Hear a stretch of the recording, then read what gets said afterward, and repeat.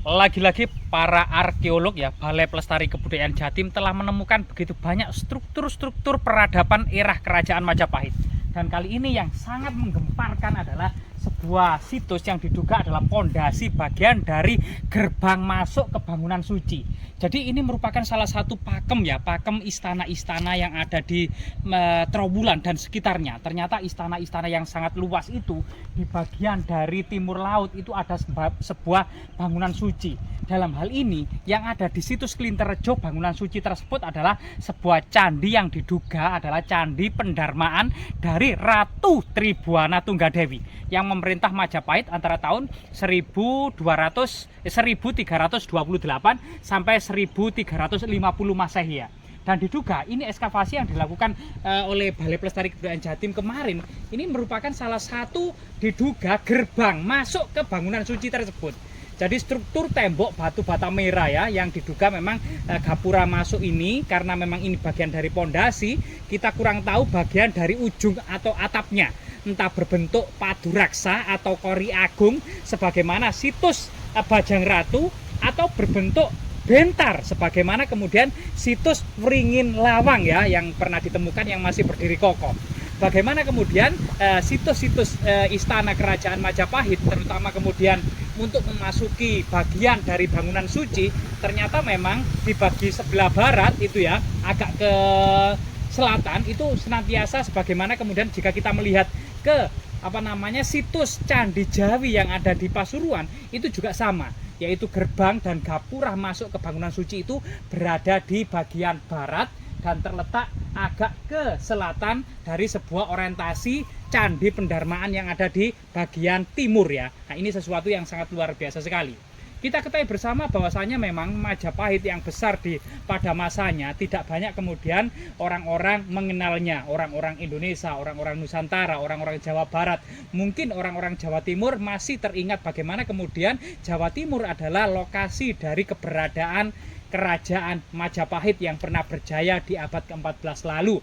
Namun sebagian besar masyarakat Indonesia sangat samar-samar mengenal dengan kebesaran Kerajaan Majapahit yang pernah mengayomi seluruh Nusantara. Bahkan masyarakat dunia pun sangat minim yang mengetahui sejarah Kerajaan Majapahit.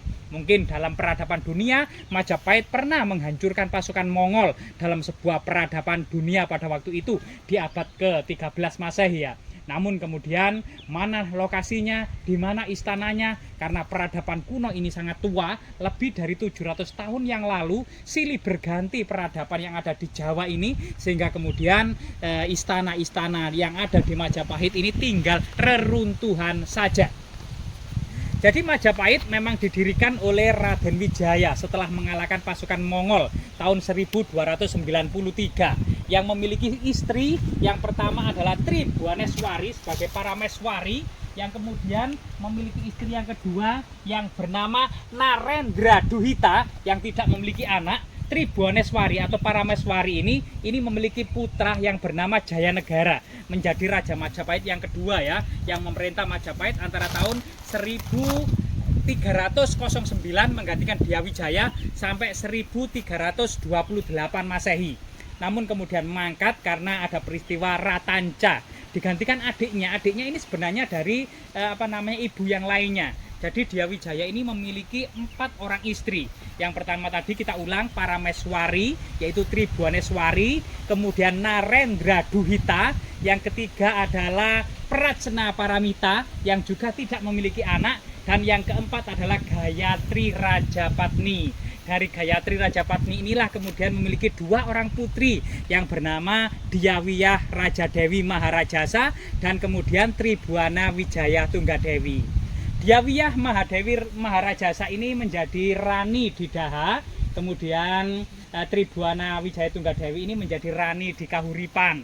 Jadi ini salah satu kemudian sebuah konsep negara kuno pada masa kerajaan Majapahit yang dikuasai oleh keluarga dekat raja saja, sehingga kemudian ketika Jaya Negara menjadi raja di Majapahit, kedua adiknya yaitu Dyah Raja Dewi menjadi Rani di Daha dan Tribuana Tunggadewi menjadi Rani di Kahuripan. Sehingga situs Klinterrejo ini disebut sebagai pendarmanaan dari Ratu Kahuripan atau Rani Kahuripan ya, yang bernama Tribuana Wijaya Tunggadewi. Termasuk kemudian beberapa ekskavasi beberapa tahun yang lalu itu juga ditemukan sebuah batu yang bermotif asta dikpalaka. Ini sebenarnya memiliki konsep sebagaimana Suryah Majapahit ya, yaitu Dewa Siwa sebagai Mahadewa berada di tengah, kemudian dikelilingi di keempat penjuru dewa-dewa yang lainnya seperti Waruna, Bayu, Agni, Chandra, Surya, Brahma, Wisnu, dan lain sebagainya itu. Begitu juga kemudian Raja Majapahit yang disimbolkan berada di tengah sebagai Maharaja, itu dikelilingi para raja daerah seperti Raja Kahuripan ya, di Kahuripan, di Daha, Wengker, Tumapel, Matahun, Lasem, kemudian Mataram, Pajang, dan seterusnya ya. Ini adalah raja-raja daerah yang mengelilingi Raja Majapahit. Jadi situs ini sangat luar biasa sekali, situs Klinterrejo ini ya, yang kemudian kita tahu bahwasanya Ratu Tribuana Tunggadewi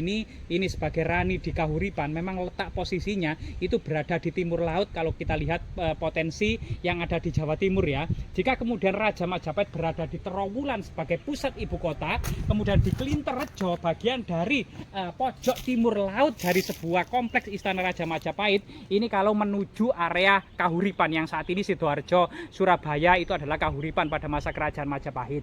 Sehingga kemudian situs ini yang identik dengan pendarmaan Ratu Tribuana Tunggadewi, sebagaimana kemudian yang tertera dalam prasasti Lingga Yoni tersebut ya, ada sebuah angka tahun yang menyiratkan memang candi pendarmaan atau menaruh abu jenazah dari Ratu Tribuana Tunggadewi.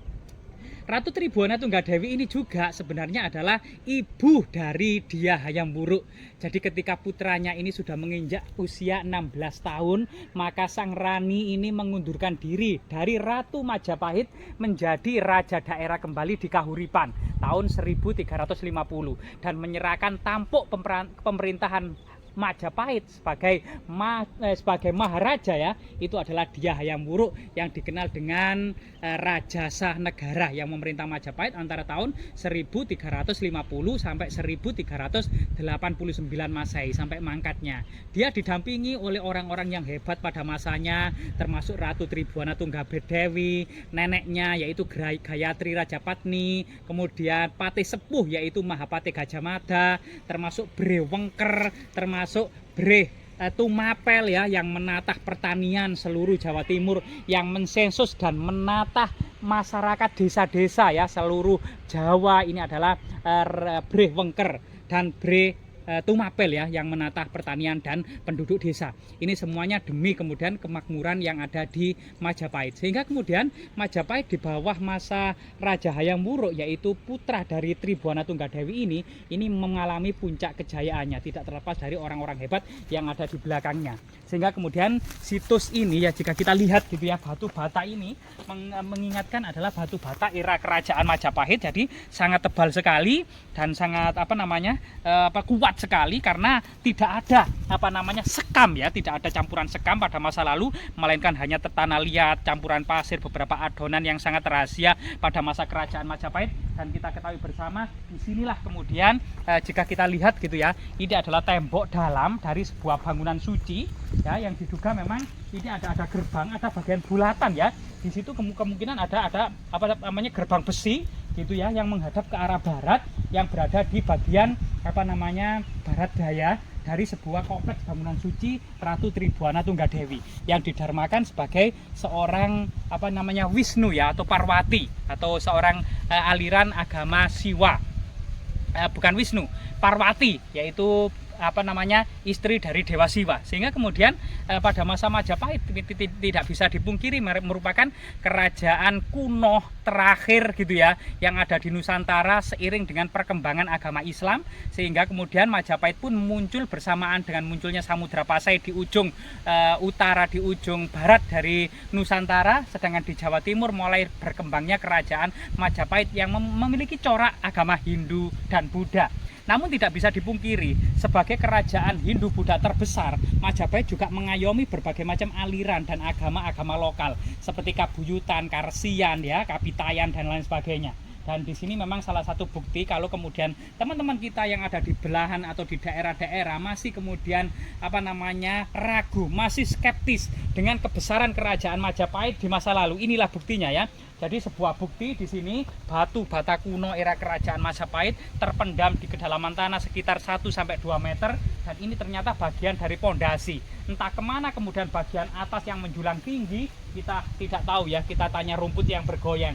Entah kemudian dahulu di bawah ke kerajaan-kerajaan daerah selama penaklukan Majapahit, atau kemudian dimanfaatkan oleh warga di masa-masa yang lampau atau pada masa kolonial, kita juga kurang tahu. Tapi yang jelas setelah kemudian bisu 1000 bahasa di kedalaman tanahnya, para arkeolog mulai menyibak satu persatu jejak-jejak pondasi dari istana, gapura, candi pendarmaan, termasuk bangunan-bangunan mandala dan gerbang-gerbang istana mulai terkuak kembali dan ditemukan kembali.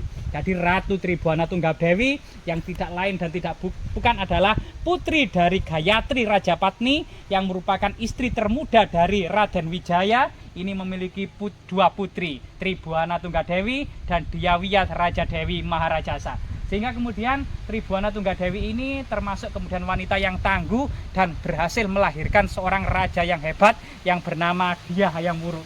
Semoga kemudian situs-situs ini terus memberikan pelajaran dan memberikan pelajaran yang berharga akan sebuah sejarah yang gilang gemilang di masa lalu. Bahkan hampir tidak ada di daerah-daerah situs sebesar situs yang ada di Trowulan ini. Hampir 5 kecamatan penuh dengan tembok batu bata kuno yang memanjang ratusan meter, bahkan berkilo-kilometer ya. Itu mulai dari kemudian Jatirejo, kemudian Suko, Trowulan, Mojoagung sampai Mojowarno. 5 kecamatan ini diduga dahulunya merupakan ibu kota atau kota dan istana kerajaan Majapahit di masa kejayaannya ya, yang kemudian karena pertikaian internal dan berlarut-larut perang paregrek akhirnya kemudian kerajaan Majapahit ini mulai pudar. Memang tidak bisa dipungkiri secara alami peradaban manusia mulai tumbuh berkembang di puncak kejayaannya, awal-awal keruntuhannya sampai kemusnahannya, sebuah pola-pola sejarah yang tidak bisa dipungkiri karena itu memang sesuatu yang sangat natural atau alami ya, sebagai konsep kosmologi. Jadi sangat luar biasa sekali jika kita mendapati jejak-jejak peradaban yang terus ditemukan oleh Balai Pelestari Kebudayaan Jatim ini ya. Semoga bermanfaat dan mungkin teman-teman bisa kemudian merasakan sendiri, termasuk menggali, membrowsing ya, karena sekali lagi Kang Ega ini bukan ahlinya, bukan alat pemuas yang bisa memuaskan teman-teman semuanya. Tetap kemudian carilah informasi sebanyak-banyaknya dari teman-teman yang lainnya. Semoga bermanfaat.